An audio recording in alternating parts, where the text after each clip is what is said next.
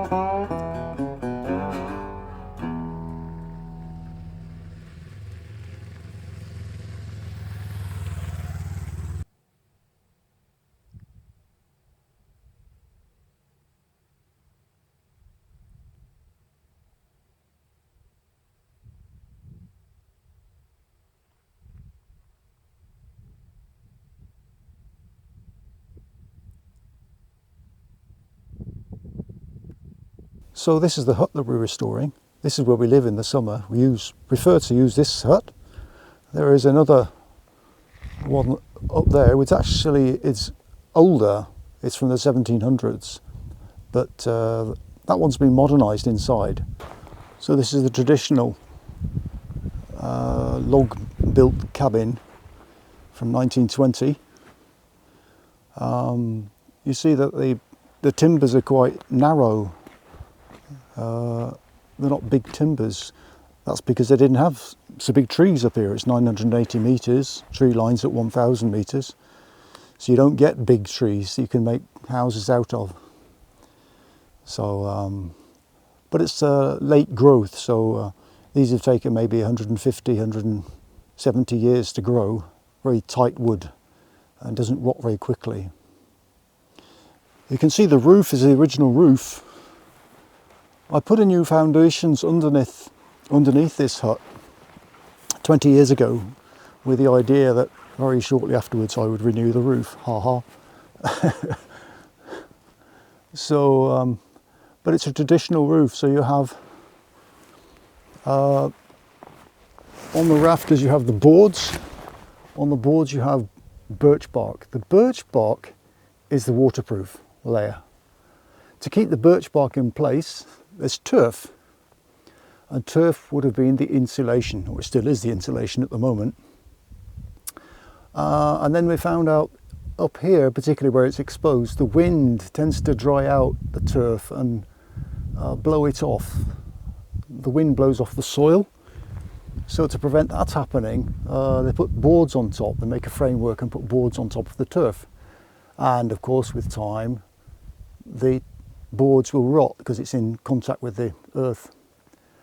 And to prevent that leaking, they put roofing felt on top of the boards. And there's like 4 layers of roofing felt. So in the course of 100 years, there's quite a history behind this roof. And last winter, incredibly strong winds, and the roof was blown off. Well, not everything, but large swathes of roofing felt and boards blew off, which really it was, and it started leaking. Hadn't been leaking before that, surprisingly. So then we had to do something about it. So, and the concrete lorry comes on Monday in 2 days' time, and I just have to check now that all the measurements as they should be. I think they are, but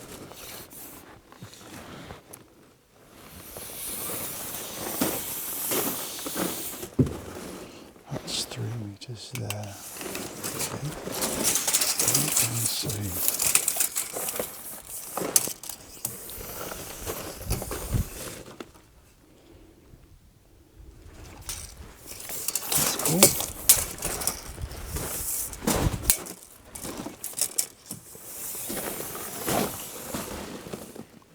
Yes! Everything's looking good, I think. Sturdy enough, should hold. So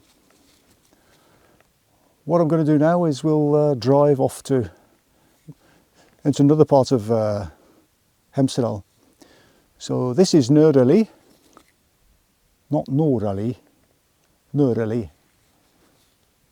And we're going to Hydalen next, which is deeper into the Hemsedal Mountains. We're in the foothills of the Hemsedal Mountains now, and now we're going into the higher mountains. So I'll try to take some film of that, some footage. So let's go.